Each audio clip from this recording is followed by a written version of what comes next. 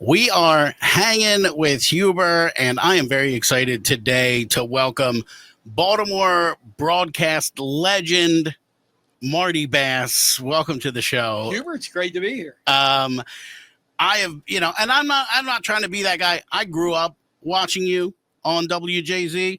It is an absolute pleasure to be sitting here across from you as a colleague, and not just as a fan, which is really cool. I appreciate it very much. You've been doing this a long, long time, man. I got your start as a radio guy. We've talked in the past before, yes. And you told me that you got your start as a radio guy.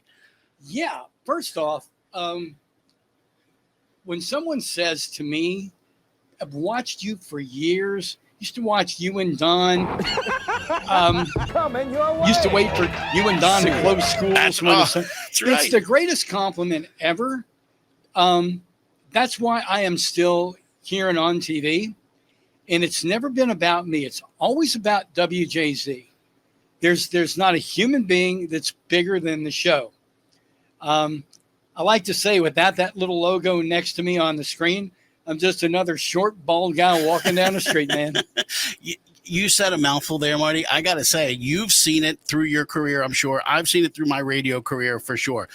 Personalities become big in the market. They absolutely do. And they go to try to do their own thing. They go to another brand, and it just doesn't land. And they're no less talented than they were when they were with the original place.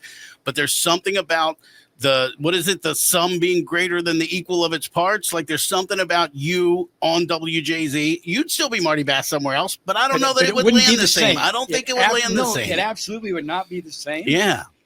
And I'm trying not to choke. I took a swallow of this very generously large bottle of water you provided.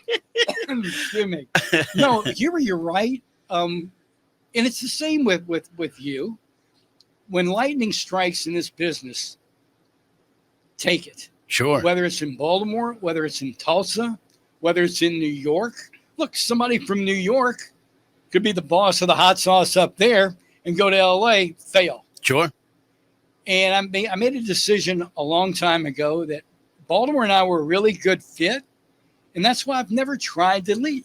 I have that written down right here. You can come around and read it. What kept you in Baltimore? Did you ever aspire to New York, LA, or whatever? I think we all did. But at some point, you get an offer.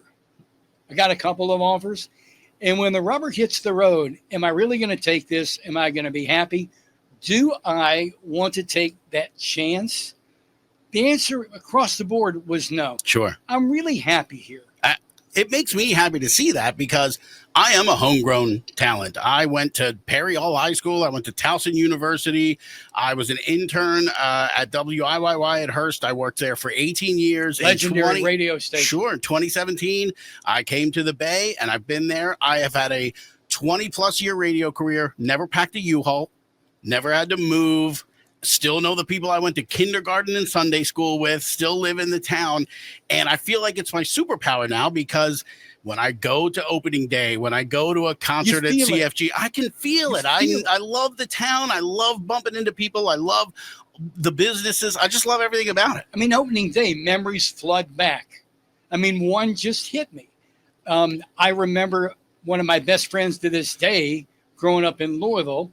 He's had a great career as a defense attorney, as a matter of fact.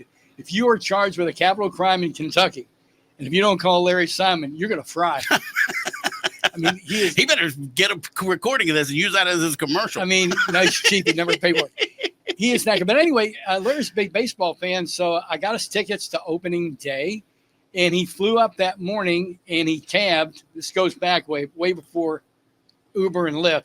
He took a cab from the airport to the ballpark. He walked in, and I was standing there hanging out with Jim Palmer. Oh. Jim was doing some stuff for 13, and Larry comes walking down, and he goes, he looked at me like, "You're talking to Jim Palmer?" And but it goes back to your point. Yeah. It's an opening day memory that I shared with a childhood friend. Sure. Because of Baltimore, Maryland. Yeah. Yeah, it's a superpower to be from here, and they call it Smaltimore for a reason. A lot of people are very connected, and you have an amazing job. You get to go around and shine a spotlight on the hidden gems, the awesome people, the awesome organizations, charities, businesses, the people that make Baltimore tick. It's your pleasure, privilege, I'd assume, to go It's my around. ballywick. Yeah. If you want to use an old school world. And shine a spotlight on that and let other people know what's going on in the town. Well, I've always looked at myself as being a feature reporter.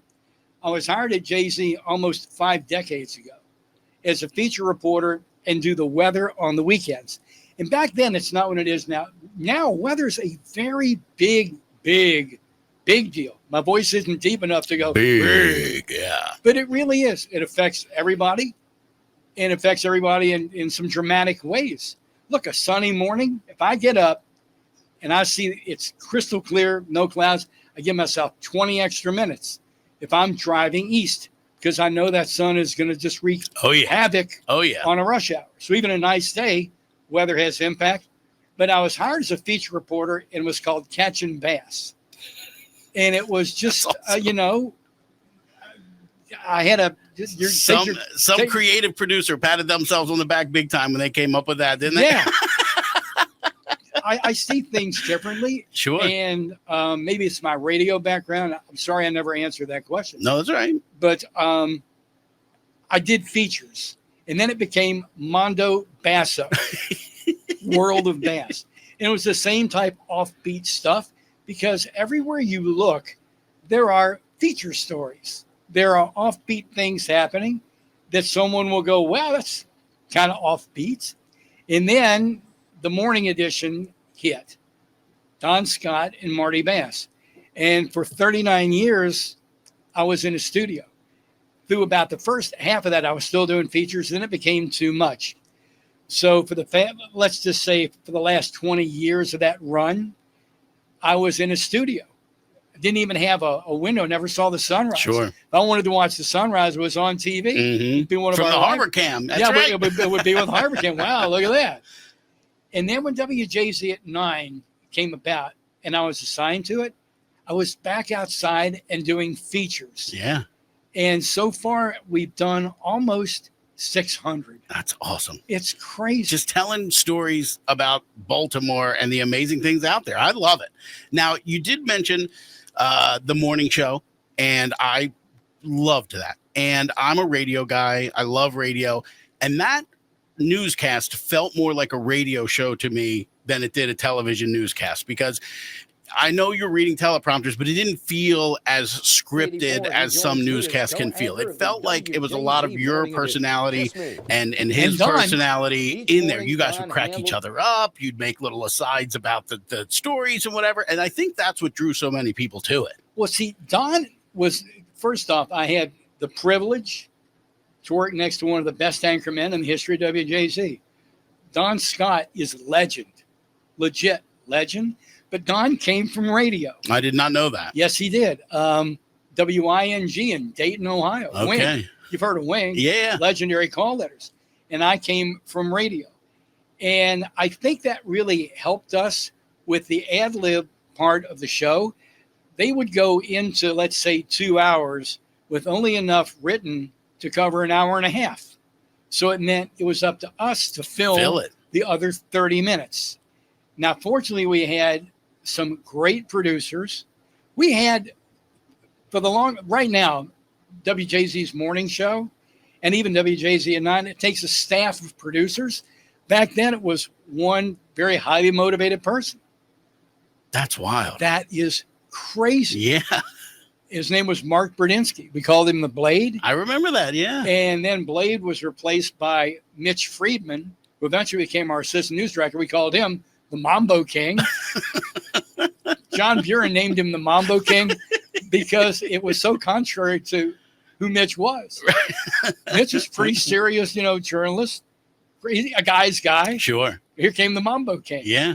But we would just have to fill this 30 minutes, and it became radio on TV. It felt like it, and I think that's what drew so many people to it, because never scripted, by the way. It just happened. That's awesome.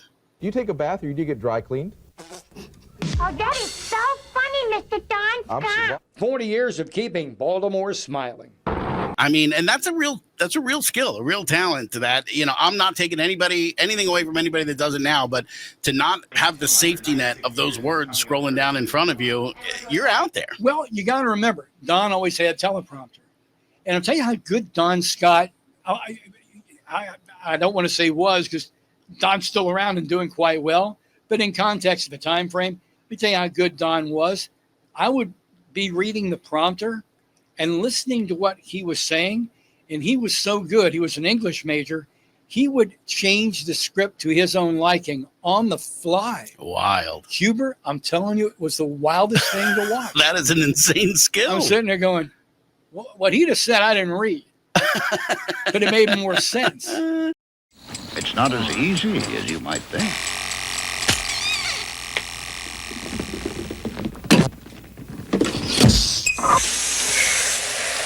So the next time you're looking for the morning's most accurate weather forecast, just remember what Marty goes through to get your day started off on the right foot. Marty Bass on the Eyewitness News, Morning Edition. After all, that's what friends are for. What do you make of the landscape of the media today? I mean, you're still Baltimore-centric, doing your thing out there, doing feature stories or whatever. But now somebody sitting in their car, holding their phone like this, talking about, the school pickup line, they got 5 million views. And yes. You've made a whole career. And it's like now somebody who hasn't made a whole career is getting the same access, you know what I mean, to an audience as you are. It's a wild time. And I embrace that.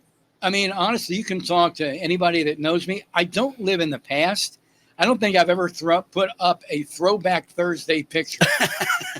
I like that attitude. I hope that tomorrow is the good old day. Right. Really. Okay. I hope it's tomorrow. I'll live for now and in the future. And it's 2025, and this is what's going on. And it's exciting to watch this changing landscape. Local radio, local TV will always have its place because I agree with you. I do think so. Local wins. Yeah. You're right. It really does. So if somebody's on their phone and showing the line and whatnot, well, so be it. It's 2025. Now, I want to take a peek behind the curtain, behind the door, behind the guy on the TV. You have an array of interests. I know you were in the boating scene for a while. I know you love live music. Like, what does Marty Bass look forward to when he's not at work? Well, that's a really interesting question. I'm still into the boating scene. 2 years ago, we did sell our boat. Mistake. Well, what happened was... What do they say? The best day is when you buy it and when you sell it, right? But you're proving that wrong, maybe? Well, here's what it boils down to. The boat, I just had some significant work. You know why it's called a boat? Because every cuss word was taken. That's a good one. That's a good one. Hey, I need a new spark plug. I'll be $1,000. That's right. That's right. I just need one spark plug. Yeah, $1,000. That's right. The boat was in really good shape, and I told my wife, I said, let's put it in an in-water sail. A company called Knot 10 out of Kent Island, in parallel with the Annapolis Boat Show, has basically a used boat sale. And I'll be damned if the thing didn't just boom. went like my that. wife said, you sold our boat. Well, yeah. What are we going to do for a boat? Well, we'll punt. Right. But I sold it for a reason, and I'm going to give you some breaking news. Okay. I just turned 72. Congratulations. Okay. Thank you very much. So this would have been when I was turning 70, and my contract was coming up at WJZ, and I was like, how much longer are they really going to want me? You and I are in the same business. For the most part, it's a young person's world. Yeah, this is getting grayer and grayer every day. And if I had anything up here, it'd be grayer and grayer too. One or two little gray hairs.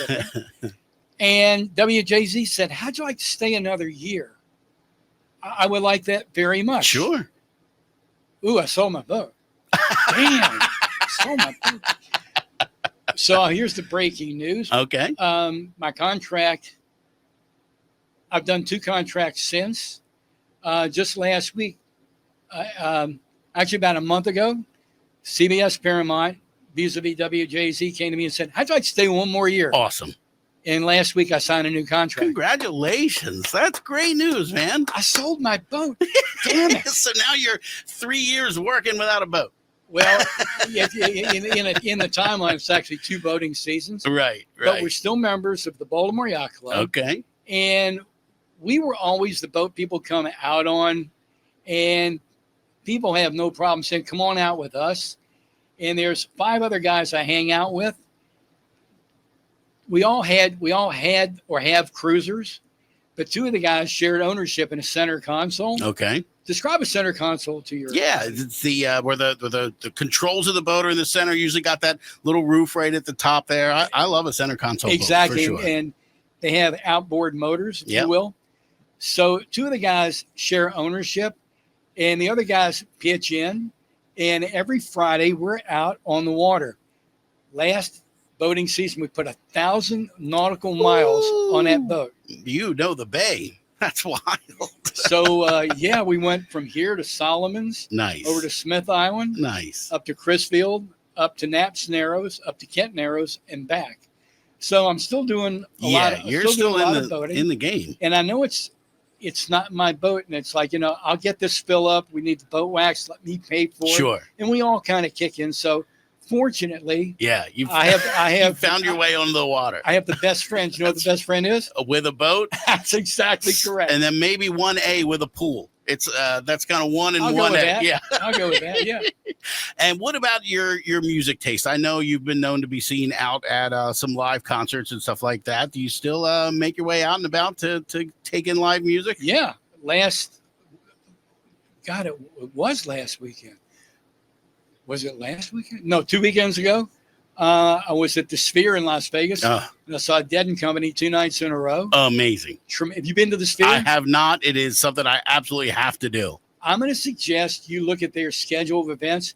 Pick a group, and this goes for the folks listening or watching this. Pick a group you want to see and go. I mean, if you're in Las Vegas, you can go in the Sphere. I think it's like $75 or $80 a ticket. You see this incredible movie, and you get to experience it. But when you're in there with 18,600 people, and all of a sudden everybody goes at the same time because something's being shown to you on one of the 167,000 video screens that make up the insane. Sphere. That When is you wild. feel that vibe, it's really unbelievable. I bet. That's pretty cool. That's very cool. So I like the Dead. I've always loved Jimmy Buffett. I listen to a lot of smooth jazz. I'm really into that. I like classic, like Sure. the Bay plays. Sure. Timeless music. I also like EDM. Wow. That shocks people when I tell them. But big fan of Lily Palmer. Very cool. Yeah.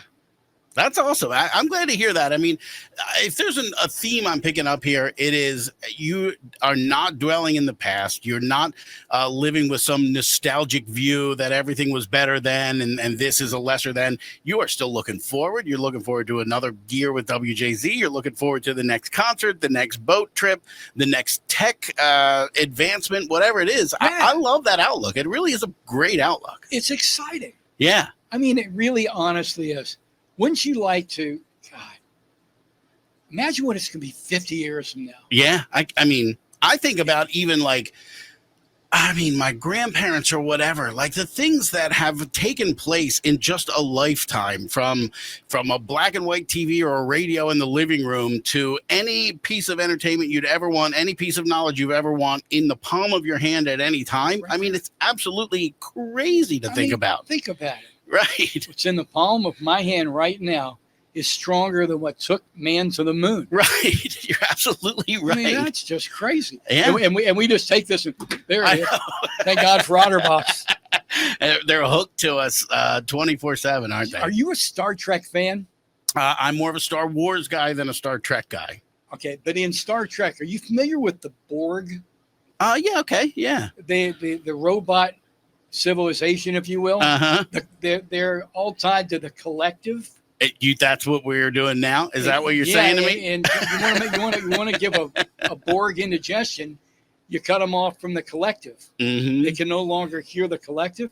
What happens when you leave your phone at home? Oh, it's the worst. Or you can't find your phone, or I know you boat, or you drop your phone in the water. It's the worst. You get indigestion. We are the Borg. I don't know. I'm going to tell you the story. I don't care. I was out on the boat one time, and we had this little sandbar. We were swimming, and all of a sudden I couldn't find my phone. Oh, Jesus. And all of a sudden it was hooked to a Bluetooth speaker, and it went quiet. And I said, oh no. I knew what happened. I picked up my folding chair. When I picked up the folding chair, it slid off into the water. So I start walking around in the water, shuffling my feet. And after about 5 minutes, I feel it with my foot. And I'm just, the sense of relief just pours over me, right? I reach down, I pick it up. I'm like, is it going to work or not? I hold it up, I shake it 3 times. And by the third shake, it reconnected to the speaker and started playing music. And you heard the Hallelujah chorus. And it was like a chorus of angels. It was absolutely hilarious. Yeah. But for that guy, I don't know, 10, 15 minutes, I was in a panic. This is going to cost me $1 million. I'm going to have to go through all the hassle to get it. What if somebody needs me? What if work needs me? I don't like being that reliant on it, but I know I am. We are the Borg. I don't feel like you are, though. I feel like you're out there living life. I don't think you're glued to your phone very much. No, I'm not glued to it, but it certainly is a tool. Yeah. You were talking about Star Wars. So my wife and I, we enjoy doing national parks. I've done 21. We've done 20 together. She hasn't been to Glacier, but I'm going to get her out there. Nice. So we knew we wanted to go to the Sphere and see Dead and Company, and our son and daughter-in-law were going to join us. My son and I have always had a good father-son relationship, but we really bonded over Dead and Company. When they first started, he was a big John Mayer fan. Okay, yeah. Great guitarist. He kind of found the Dead through John Mayer, and I found John Mayer through the Dead. Sure. So we knew we were going to celebrate my birthday, and he's turning 30 next weekend. So it's like, let's have a little 30th birthday party. So I told my wife, because we don't gamble, so there's really not a lot to do in Vegas, even though there are cool things to do if you don't gamble. The Neon Museum. The food alone. You know that I heard that food and beverage now accounts for over 50% of the profit of any casino in Vegas? I don't doubt it at all. I don't really like gambling. It's just not for me. If you love it, that's great. Yeah, I don't have any judgment, but I cannot go to a table and put $500 down and play it. But I'll go to a dinner and spend $500, and I won't think twice about it. I'll be happy when I leave there, feel fulfilled, whatever. Yeah. Yeah. So I told Sharon, she said, what are we going to do? I said, it's easy. We'll fly to Vegas. We'll immediately rent a car and we'll go to Death Valley. Oh, yeah. Cool. We stayed in Death Valley That's for wild. 3 days. There's actually a resort in Death Valley. It was built back in the day by the old borax mining magnates. And then about 10 years ago, a big hotelier came in, dumped a few million, and it's a really cool resort right on the playa in Death Valley. But here's where I'm going with this. A new beginning. Is it a new beginning or New Hope? Star Wars 4, the first Star Wars. New Hope. Yep. They shot it in Death Valley and in Tunisia. Huh. I had no idea. And so we booked a tour. And of the scenes or whatever? Does this look familiar to you? Are you a Star Wars fan? You start going, wait a minute, isn't that where the Jawa stole R2-D2? And it was. That's awesome. It is. When you're in Death Valley, you see all these things that remind you of Tatooine. I love it. That's very cool. Now, well-traveled, well-cultured, but let's bring it back to Baltimore for a second.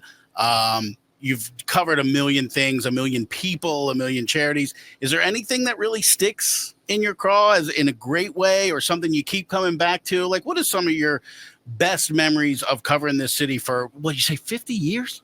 47 and a half. That is awesome. Yeah. Gosh, I got to think that one out. I know it could be like, trying to pick a favorite song or a favorite movie. I know that those things are tough, but I just wonder if there's one thing that just has stuck in Marty Bass's head throughout this career. Gosh, Hubert, I got to think. I really have to think. I'm drawing a blank because there are. And maybe that's it. Maybe it's everything. That's the beauty of Baltimore. Every day's been a new adventure. We had an old cameraman named Norm Bogle, remember on the morning edition, a segment called Now and Then? Yeah. Oh, yeah. Where the cameraman, that was Norm Vogel, he'd take an old story, find some old news story, and then he'd update it. I asked Norm once, I said, how do you, of the millions of things you could take a picture of, what do you know what to take a picture of? And he said, it's simple. If I look twice, I shoot it.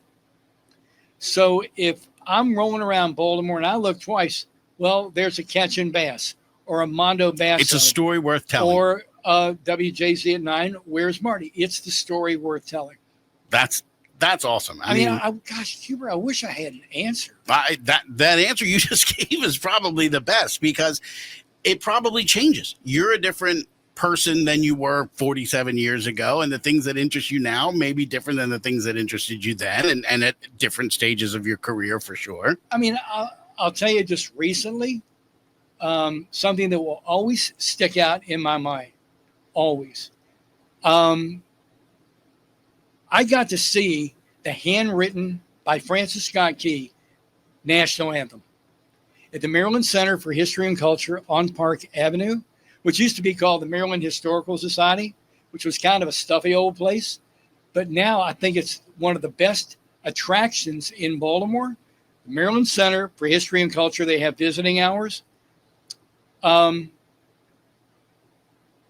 It was Flag Day, I think, a couple years ago. So we just cold called Maryland Center for History and Culture. Hey, you got anything of Francis Scott Key, maybe his briefcase, his hat? They said, we have the original national Star Spangled Banner. Yeah, so that'll do it. So wait a minute, what? That'll do. And they said, we have the Star Spangled Banner. And I couldn't believe it wasn't in the National Archives or the Smithsonian, but Yeah. It wasn't. It's in a case, not unlike the Declaration of Independence is, or down in Annapolis in the State House, Washington speech where he resigned his commission. I guess it's an argon-filled case, a glass-filled case, so light won't destroy it. Right. He, after he was released from captivity, we're painting with a broad brush here, went to a happy hour, sitting there drinking a beer, a glass of mead, whatever they drank back then, maybe a glass of wine. And he wrote the poem that became the Star Spangled Banner. He had incredible penmanship. He obviously back then carried ink and a pen with him. It's not like they had big pens. Right. You can see where he scratched a few things out, where he made it a little more legible. I could show you a picture on the phone. That's wild. And I'm as close as I am to this microphone looking at it. Oh, say, can you see?